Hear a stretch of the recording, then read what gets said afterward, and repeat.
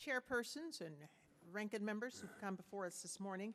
We appreciate your coming before us to outline your budget and your very ambitious agendas that we've seen and been impressed by. We have before us at this juncture the Armed Services Committee Chair and Ranking Member. And gentlemen, welcome. Mr. Chairman, Mr. Skelton, you might get started. Thank you very much. I'm delighted to be here with my companion, Duncan Hunter, former chairman and now ranking member. And we are here on a bipartisan basis, Madam Chairwoman, ranking member Ehlers. We appreciate this opportunity to appear before you and the other members of your committee. Over the course of the 110th Congress, we're requesting for our committee budget purpose $6.9 million in 2007 and $8.6 million in 2008.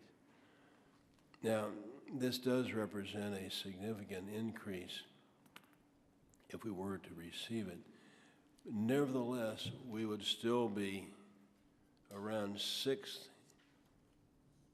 with six other committees ahead of us in dollars. And I'd like to point out, Madam Chairman, Ranking Member Ehlers, that we authorize on a yearly basis over 50% of the discretionary portion of the entire federal budget, plus some mandatory spending in addition there too.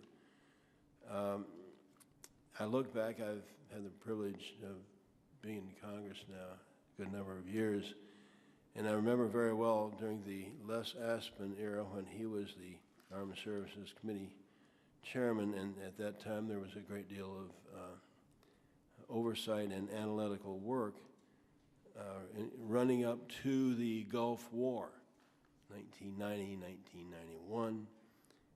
And the committee staff at that time numbered 82. We are seeking to bring the staff numbers back at the end of this Congress to the level of 83 staff members, which still would leave us far below the staff members of other committees. Today, our staff is at 67, increased modestly over the last two Congresses from 60 to 67. May I also point out that we have reestablished the subcommittee on oversight and investigation, and we've staffed that out of Hyde. And when Chairman Hunter expanded one subcommittee back in 2003, the committee was granted 4 additional staff for that, and thus far we've just staffed the new Oversight and Investigation Subcommittee just out of Hyde, and it's quite difficult. Now, we have a nonpartisan staff. However, we have increased the dedicated support for the minority from 11 to 14.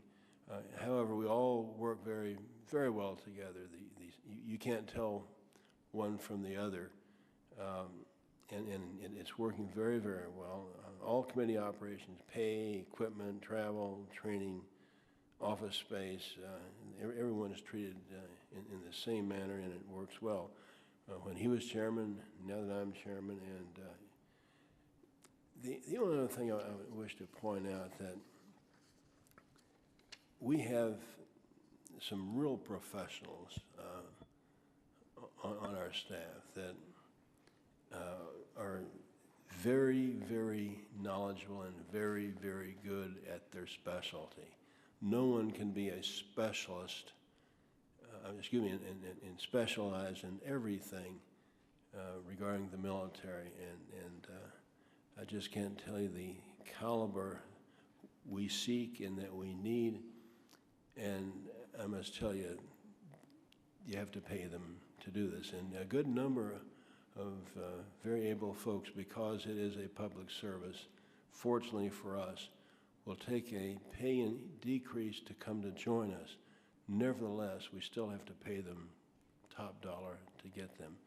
And that's why I'm hoping that we can seek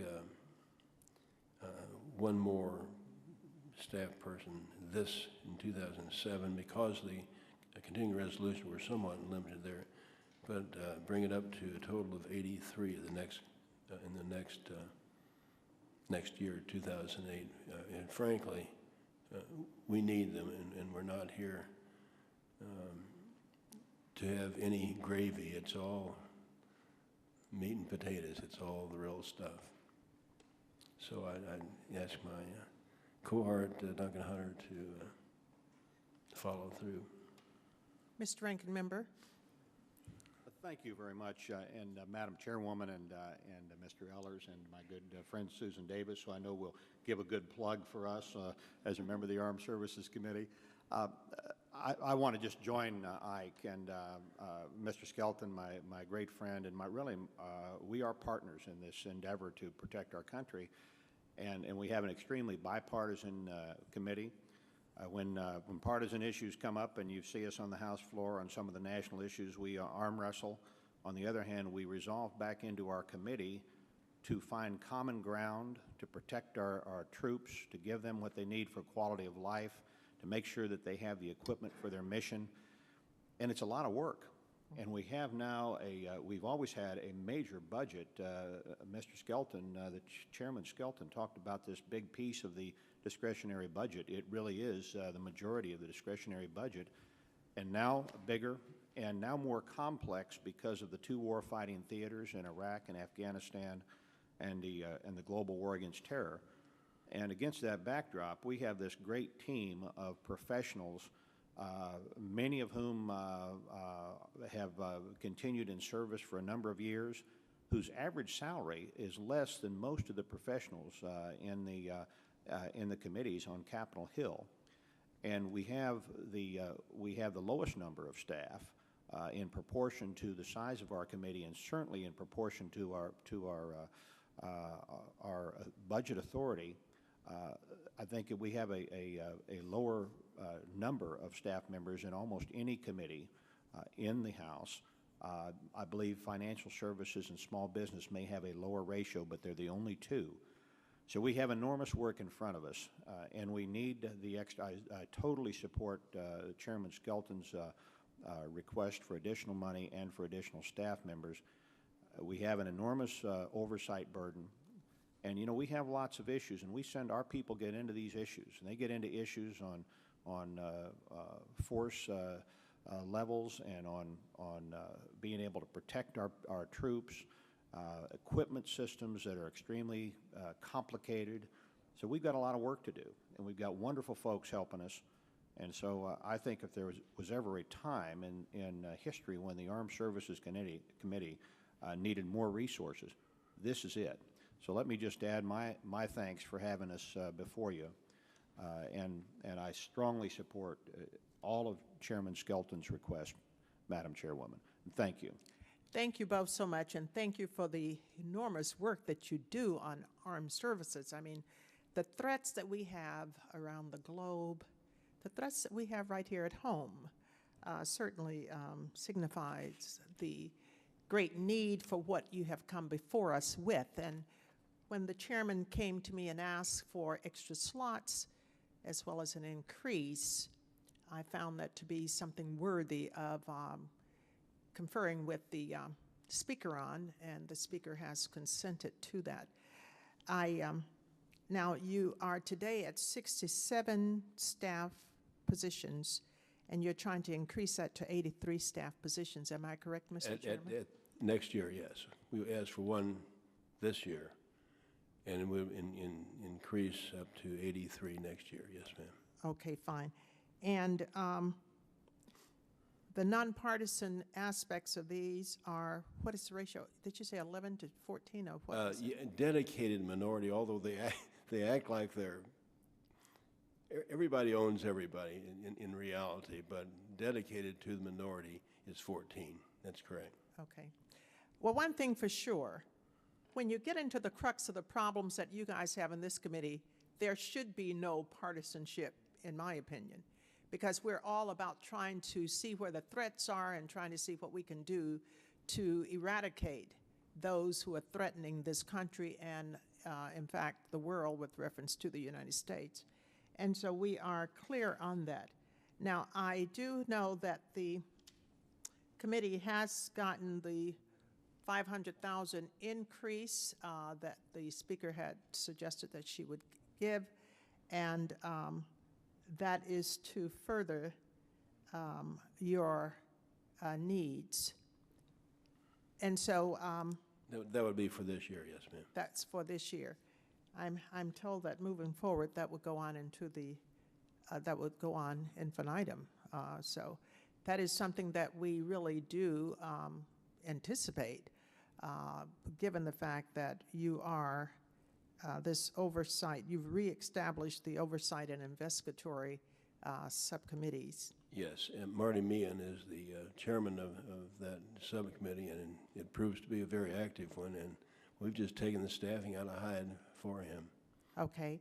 And the 2/3, 1/3 ratio is you're committed to the degree that you can with the other things that are working here that you have to deal with. 2/3, 1/3 commitment? Not quite. No, we actually operate on a what we call our have always had as our nonpartisan, bipartisan basis. But both of you are agreeable to whatever that Yes, yes. that scenario is. You are amenable Yes, to that. everybody, in essence, is bipartisan, with the exception of 14 who work directly for Right. Mr. Hunter. But you can't tell them by the numbers because everybody works for everybody, and it's pretty interchangeable. But technically, he owns 14. And the results It works. are there. The It works. results You are bet. there. The one thing you've said that you've stressed that a lot of members, committee chairs and ranking members have stressed, and that is having this extraordinary talented staff with salaries that are below par. And so I have taken that under advisement. I have noted that. I will be consulting and conferring with the speaker on this, because we cannot continue to have committees that are so crucial, so important as this, to have turnovers because persons have just been burned out, not necessarily about the work that they do, but because of the salary that is not conducive to the work that they do. So we have taken that under advisement. We thank you both for being here. Let me turn now to the ranking member for comments that he might have. Thank you, Madam Chair, and I once again want to reiterate what we're asking every, I'll wait until the chairman is free to answer this. Excuse me, I didn't want to, thanks to my staff.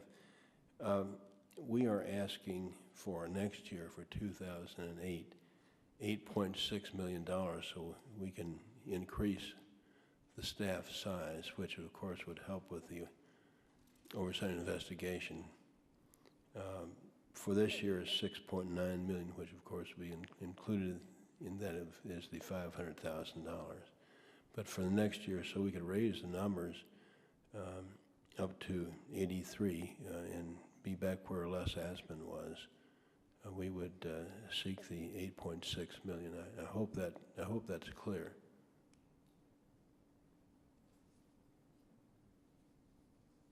Is that right, Doug? Mr. Ranking Member, did you want to consult with me? Or? Yes, thank you. I just want to make sure you were finished. I did hear what he said, and Okay. All right, fine, thank while you. that's the request, we're not sure we can get to that bottom line. Right. Quite sure we can't, but, No. but next year may be a different story. We hope to have a budget done in regular order next year. I just wanted to reaffirm that, this committee has worked very hard back in the days of Bill Thomas and Steny Hoyer and ever since then to ensure that we had a 1/3, 2/3 ratio from the minority to the majority. And I understand you are committed to continuing that practice. Is that correct? Well, we don't, excuse me. Go ahead. We don't, never have worked for two-thirds, one-third. Just, we've had dedicated numbers to the minority, but everybody works for everyone. You can go and just grab a staffer, and in all probability, there'll be a professional staffer that assists both Democrats and Republicans. I'm not sure how much clearer I can be, Duncan.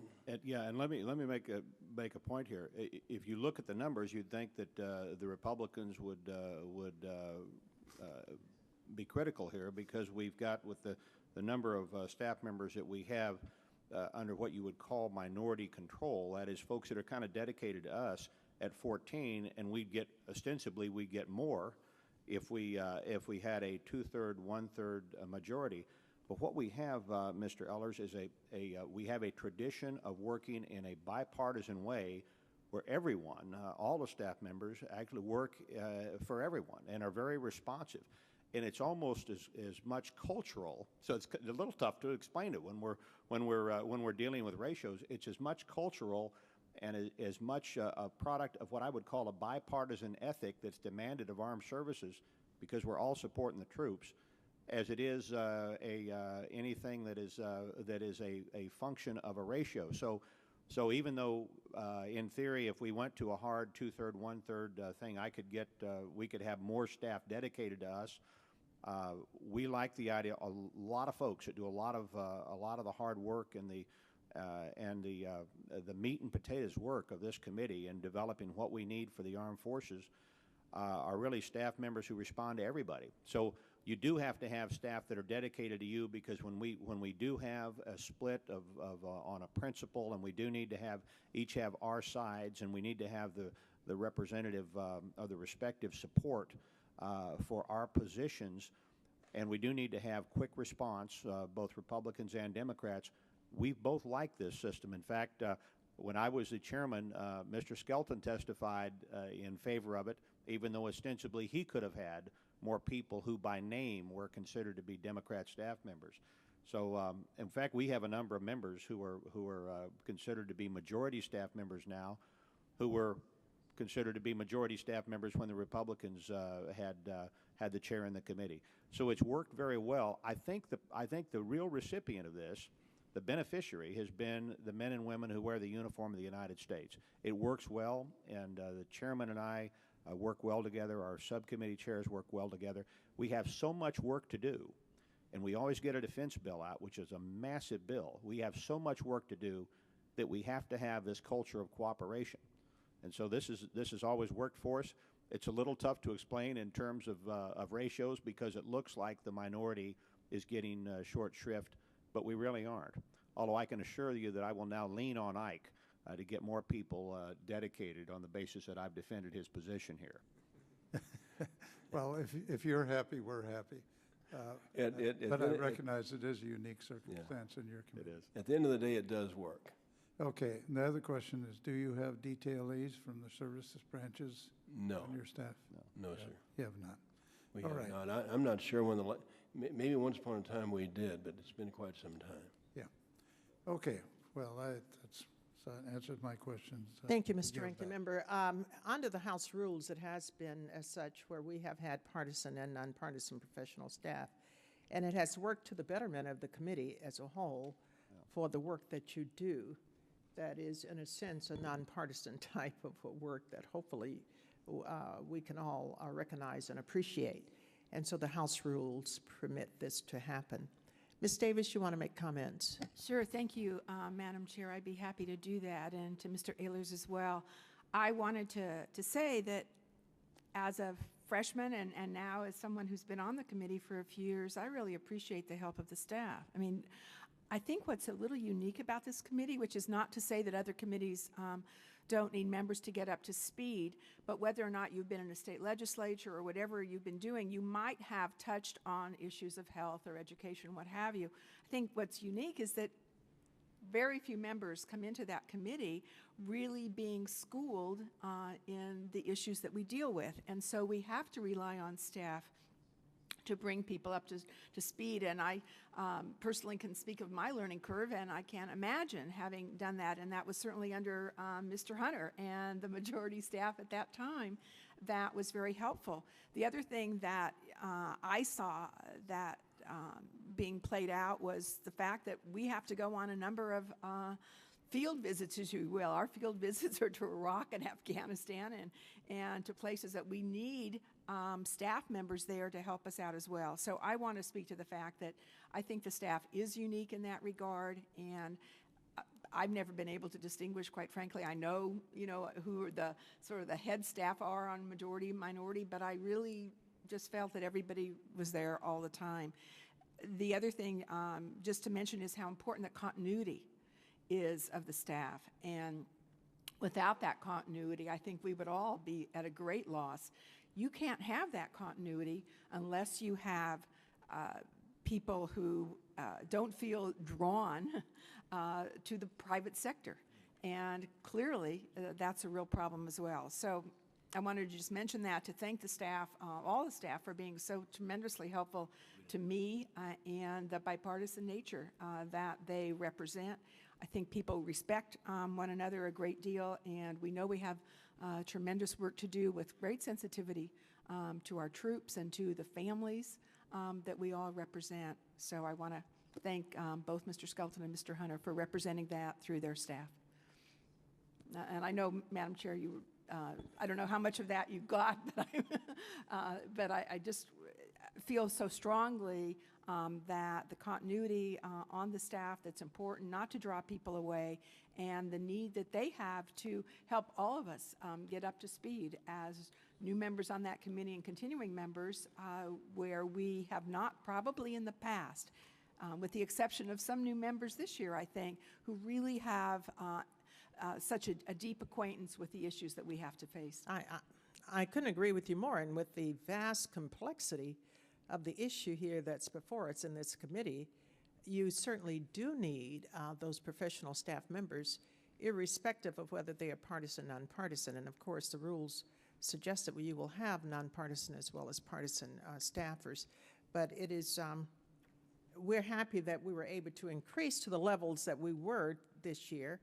And if the appropriators come up with a magic something out of a hat, whether it be a bunny rabbit or whatever, we will certainly give strong consideration to the committee again. We thank you both so much for being here and appreciate the work that you do for all of us, all of us Americans. You're very kind, Madam Chair. Thank you so much. Thanks a million. Thank you, Ms. Davis, for your kind remarks, too. We appreciate it. We're done, huh? Yep. Okay, let's go back to here.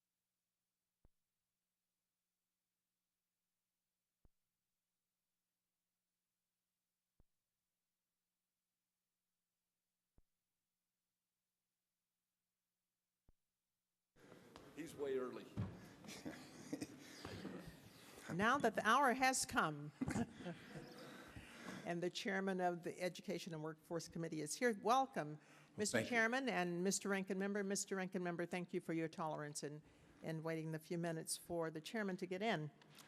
We thank you both for being before us this morning to present. Is it morning yet still, a couple of minutes before? To present your budget and your agenda. We have been quite impressed with the outline that you provided for us, and one of the great committees that we have looked forward to in your presenting your statement. So at this point, we will listen to the chairman and then to the ranking member for your statements. Well, thank you so very much, and this is my first time before this committee with you as chair, Madam Chairman, and congratulations to you. Thank you so much. Thank you. And it's quite exciting to see you sitting there knowing your long history in election reform and fairness, which will be critical in front of this committee this year after you pass on our budgets, which is very critical to us, but it's going to be very exciting for you as chair of this committee. Thank you so much. We both congratulate you. And we've worked with your ranking member, Mr. Ellers, before, and when I was a ranking member, and this committee, I think, has made many changes in the committee budgeting process that have been very good for this institution. And I'm delighted to be joined here with my senior Republican, Congressman McKean, in support of this request.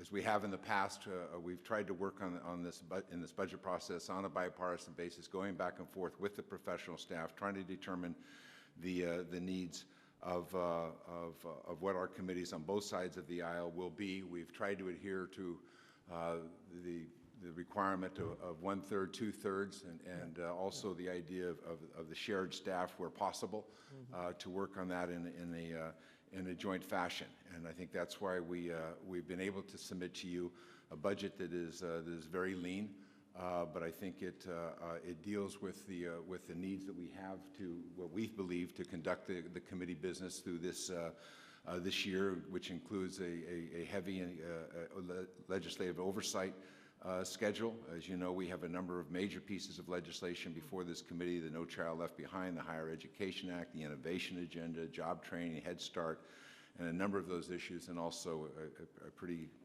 robust oversight schedule anticipated.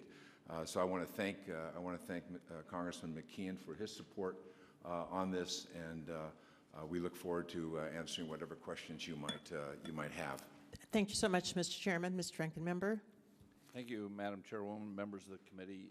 This is also my first appearance here. In my short tenure as chairman, I never had to have this opportunity. I want to thank you for having us here today. And I'm not going to read the statement that I have in the file. Just let me say that I'm in total agreement with Chairman Miller on this issue. And I really appreciate how he has worked with us, and it has been a bipartisan basis, and I appreciate that he has let us be a part of it. And I also want to commend him for being very frugal in his request. I think as I've reviewed all the committees, he's asked for the smallest increase, and I think it's needed especially with all of the things that he has on store for us. So I urge the committee to give your fair consideration to our request, and prepared to answer any questions. Well, I thank you so much, and I do appreciate the bipartisan nature by which you two work. I'm happy to know with this robust agenda you have, of course, No Child Left Behind has been buzzing throughout the country for over a year or so, and so you now have that opportunity to make good of it, along with the Higher Education Act and the Innovation Agenda. Head Start is also important, so you do have an agenda that speaks to the needs of the American people. Your budget is very lean, and while we recognize that, we also recognize the fact that we did not have a budget on last year, and therefore we're coming in on your budget from the last year baseline, and then increasing that by a very modest 2.4% for inflation, which perhaps may not come up to the levels of what you might want, but that is the best that we can do given the budget constraints that we're in. And so we appreciate your tolerance and your consideration for that And if something else comes down the pike, you will be among those chairpersons who have consideration for that. I'm happy to know that you are the 2/3, 1/3 commitment committee that work very well together, because it is important that that happens. And so with that, I'll allow the ranking member to say a few words. Thank you, Madam Chair, and I agree with Chairman Miller that it is exciting to see you in the chair here, and it's a great honor. Somehow I found it more exciting when I was in the chair, but nevertheless, we're happy to see you there. Thank you. I agree also with the chair on the 2/3, 1/3. We worked very, very hard to reach that level, and we want to make sure we maintain it in the future, no matter who is in the majority. And so we appreciate your commitment to that. It's an excellent committee. Ms. Davis from California is on the committee as well as me. It's been it's a highlight to be in that committee, because we're dealing with, I think, some of the most important issues in the Congress, and that is educating our kids for the future. And it's going to be a very difficult, very uncertain future in many respects. And I'm just pleased the committee is taking it that seriously. I wish we could do better for you. I'm hoping that we don't have another aborted appropriations process for next fiscal year, and we hope that we can do better, because what you have outlined is truly necessary for the committee, and we hope we'll be able to get you there in another year. But this year, we're constrained by the CR, which did not adequately fund the committees. With that, I'll yield back. Thank you, Mr. Ranking Member. Ms. Davis? Thank you, Madam Chair, and Mr. Ehlers as well. I have an opportunity to sit on the Education Committee. It's been a great experience for me, and I appreciate what the staff has done in bringing members along and helping us to deal with the complexities that we really face in education and labor. And as you mentioned, Mr. Ehlers, I mean, there's nothing closer to people. There's nothing more important to them than the education of their children. And so I think it is this kind of moral imperative that we do what's right by our country in educating the young people who I know are going to take over from us, and I hope are going to do so in a way that really engages the public and helps them to see how important this issue is as well. So I actually was a little surprised that our chairmen haven't come here, screaming and yelling and saying that, we need additional money, because we have an added commitment this year in the reauthorizations. They're critical. No Child Left Behind certainly is, and we've just had some time to look at that issues outside of here as well. So I commend them for being as frugal and as direct about this as possible, but I would say that if we can find some additional resources, that would be wonderful. Thank you. Well, we hope that we can find them on the rocks or whatever, but one thing for sure, when you think about education, you think about the future. And that's what is so important about this education. Mr. Longren, do you have any comments? No comments. Thank you both so much for being here, and thank you for your lean but mean posture in these budget constraint times. Thank you. If I just might, I know we're trying to build a tradition here and a standard on this 1/3, 2/3, and I would just say that I was extended that courtesy when the committee changed over by John Boehner, and I think it's very important. I mean, I think that we do build this legacy of some fairness here, and whatever happens in the House and what have you, we got to function as an institution. And I was also extended the same courtesy that I hope I extended to Buck during this budgetary process by then Chairman Boehner on this committee. We like to think that we're the seed of bipartisanship, but we're working at it. Well, indeed, you have enhanced the collegiality. Thank you very much. Thank you both so very much for being here. Mr. Waxman? And Mr. Davis, thank you both for being here and welcome.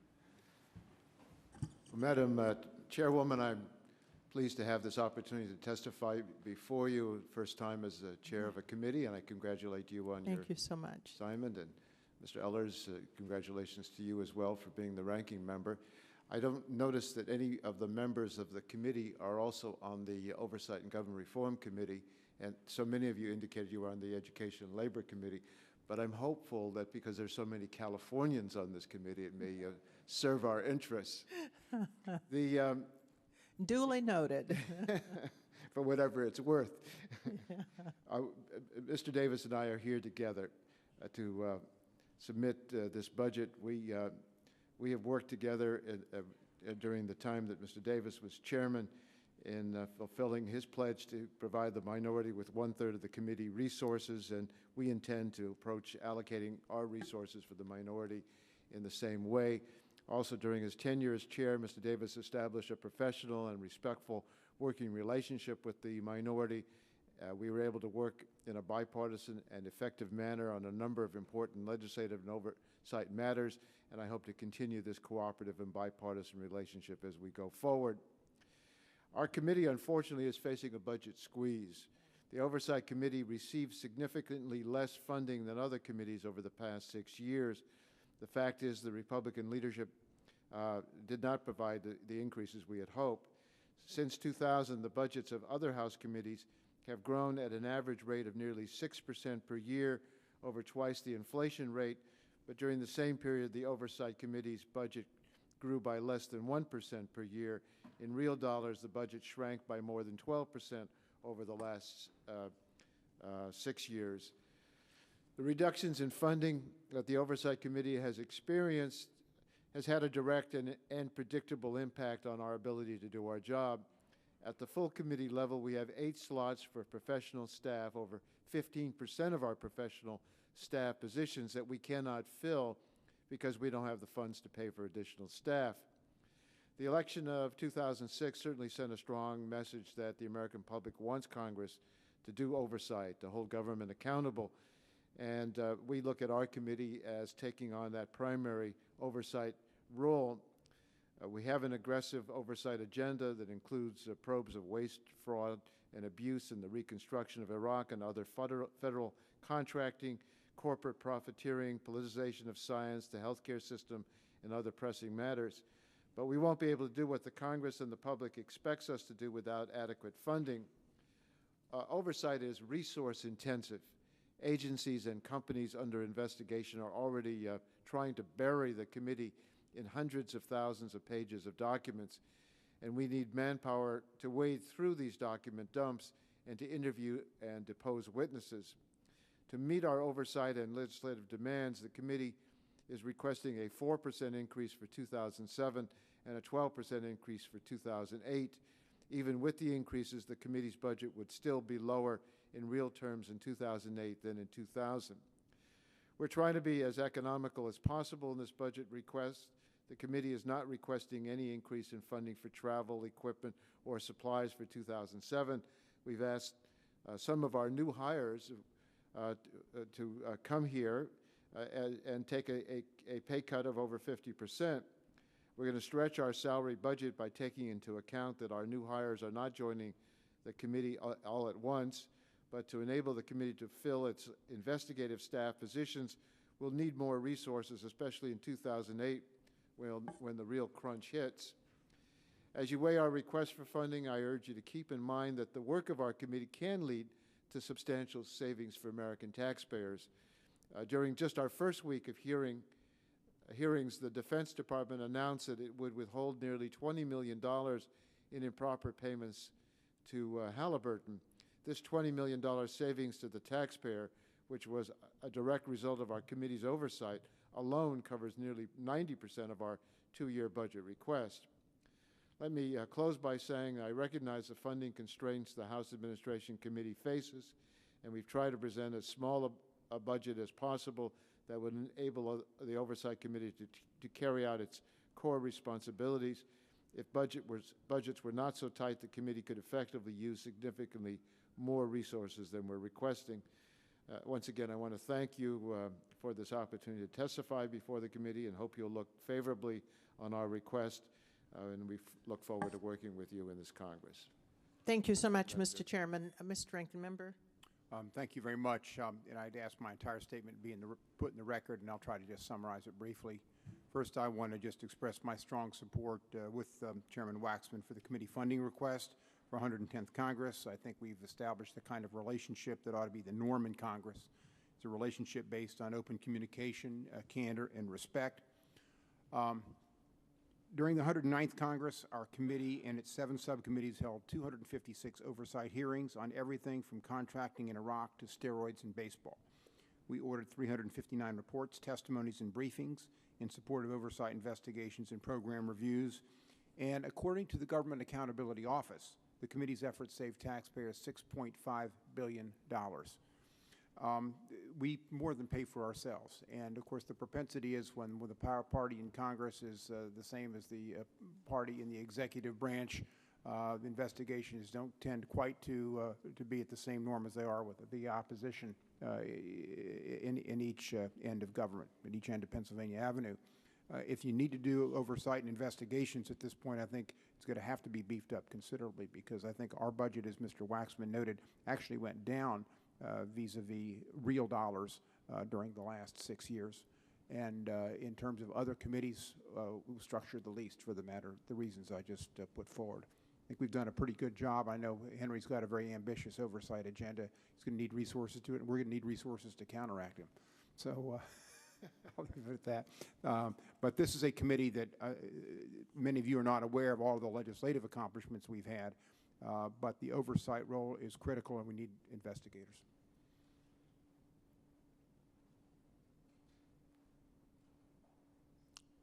That's it, Mr. Ranking Member? That's it. Okay. I do say you have an ambitious oversight agenda, many of which I've looked at on C-SPAN, and I commend you for that type of oversight, which has been sorely missing. And the public tends to thank you too for that, because they too think that it is long overdue for this committee to look into certain things that has, as you outlined, Mr. Waxman, allowed the withholding of nearly $20 million, and I wanted to get that out of your statement, for improper payments to Halliburton. Those types of things come because of the ambitious oversight agenda, and I regret that your new staff hires have come in with a salary cut. We have heard from so many chairpersons and ranking members that this is happening to them. And while I think we all know that there was not a budget passed last year, therefore we have to operate from the baseline of last year's budget for this year's budget for you, with a very modest increase of 2.4% for inflation. And so while that is a thing that does not bode well with you, I'm sure, your request for 12.8% increase for FY08 is something that we are going to look into, because we do understand the critical need and also the critical the importance of this committee and the results that you're getting from what you're doing. And so with that, I will note this, take it to the speaker, and let us look into how we can perhaps look at the increase in FY08. Sorry to say that because of the constraints, we're only able to give you what the appropriators have recommended that we give you for this year, but for this Congress. Next year, 08, we will look and see just what is in store, and hopefully will be to your satisfaction. The ranking member. Thank you, Madam Chair. It occurs to me that maybe you'd be better off acting as a bill collecting agency and working for a percentage of what you are able to recover through your oversight. It's dangerous enough as it is. You give them a percentage, I don't know. Yeah, I know. We could never do that, but you have been a real bulldog on it. Sometimes we'd prefer a small terrier. Yeah. But at any rate, we appreciate the work of the committee and what they do. I just wanted to reinforce the two-thirds, one-third allocation, which this committee worked very hard to achieve, and we're very determined to continue to maintain that. And so I'm pleased you have committed to continuing that particular relationship. Yes, absolutely. So There There was a time when we were in the minority when we couldn't even get the 1/3, but this committee urged it upon our committee, and under Chairman Davis, we had that relationship, and I think it's one that's good to have spelled out. Right, and we were determined to accomplish it, but it took a number of years, particularly in those committees where the minority had been very small under the Democrat majority, and so it took longer to bring those up. But that's history. We're determined to keep it the way it is now. We think that's fair. Other than that, I have no questions at this point. Thank you, Mr. Chairman. I did note, too, that you're not requesting any increase in funding for travel, for equipment, and other things. And so you really certainly have cut as lean as you can. The 15 slots that you spoke about, Mr. Chairman, that's without staff, this will be in addition to what you already have, or? No, but that's for this year that we're not able to fill. You're not able to fill? Right. Okay. Which were there the previous years? Yes. Okay, fine. Well, that's regrettable, but we're trying to see how we can move through these constraints too. And again, a bright light, hopefully for you, is that we will look into the 08 in terms of your increased request and see where we go from there. Mr. Lundgren? Thank you very much, Madam Chairman. As you know, I was gone for a few years from here. Is the committee that you have now, is that the successor to what used to be known as Government Ops? It's a successor to three committees. I think when you were here, there was the District of Columbia Committee, the Post Office and Civil Service, and the Government Operations, and they were combined into one committee. All right, I was just looking at the 1994 committee staff ratios, and there the minority was given on Government Ops 21%, and I think DC a little less than 1/3, and Post Office was 24%. So I'm glad that we've established as a matter of principle that there should be 1/3 no matter who's in charge. Right. Second question I have is this. Obviously, we're not giving anybody anything that they want because of the budget that we have, but you talked about cuts, and I was looking through the numbers. Unless my numbers are wrong, your committee has the largest number of staff, I believe, of anyone. Is that correct? 118? Is that what it is? Probably. I mean, I think that's correct. Remember, it's the major investigative committee of the Congress. Well, that's the other question I have. I've been one that's always banged on Congress for not doing enough oversight, but I always assumed that all of our authorizing committees were supposed to be doing oversight. And I know the name of your committee, and I know what you do, but could you give me an idea of how you believe that you do oversight relative to the authorizing committees? Let me start. The Government Ops Committee was put together in the 50s after a series of special committees put together to investigate waste, fraud, and abuse in the government. And so they put it under one committee in the House and the Senate. And the reason they did this is because we're not close to the authorizers in the executive branch, the way that the Ag Committee may be, or Education and Labor, or whatever else. And so this was to look at waste across government, and that was the concept. In 1995, they added the additional legislative responsibilities for the District of Columbia, which this committee has done a lot on, I might add, and for Post Office and Civil Service. And we just passed a major postal reform bill last year after 40 years of trying, so we've had additional legislative responsibilities. Traditionally, when you've had, when President Clinton was in, this staff was beefed up far greater than it is today. Were Republicans doing investigations of a Democratic administration at that point? When President Bush took over, those numbers came down, and we moved some investigative slots candidly over to the legislative side because we had a legislative backlog that hadn't been fulfilled as well, if that gives a perspective. Okay. Thank you very much.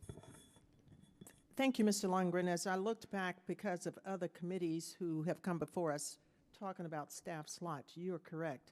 They have the largest staff of any other committee that I've been able to go back and check on. So it gives us even more, I guess, pause as to the critical need for this committee to have what it needs to do its work. Ms. Davis, I think your hand was up.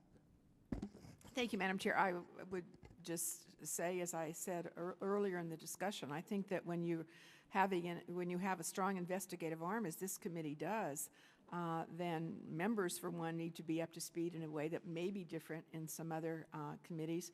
And also, you need to be able to counteract those who are functioning in that regard all the time. So, you know, your committee is looking at so many different issues, and you may be up against folks who their only issue is to basically, in some ways, work against what you're trying to just discover and work with. And so I think that it is critically important that you have the resources that you need, understanding, of course, that I don't think any of the committees are going to have the resources that they need, but you know, this is a great need. And we've also talked so much about interagency coordination, and in some ways, I think some of that does fall to the committee because you look across the jurisdictions. And I applaud you for the work that you've done. There are a lot of words have described Mr. Waxman, I think, and probably Mr. Davis as well. And dogged is one that comes to mind, and I think that's important. And we want people who can do that. Thank you, Others Madam come Chair. to other people's mind. I have some like other not words, mentioned. but Right, I'm sure. Well, I think the really key word is no nonsense. And this is a committee that is no nonsense because they're about the work of the government and the people. And so as we look at those committees that have the investigatory arm, really, we do need to look at that more seriously in terms of staffing, because you do a lot of discovery and a lot of having to go out and do those things that a lot of other committees do not have the role to do. So that is something that I have noted now and critically will talk with the speaker about. But in the meantime, we thank you for the work that you do. I can't think of any other committee that has so many oversight hearings as this committee has begun and will continue to do. And kudos to you for that, Mr. Chairman and the ranking member. Thank you very much. Thank you so much.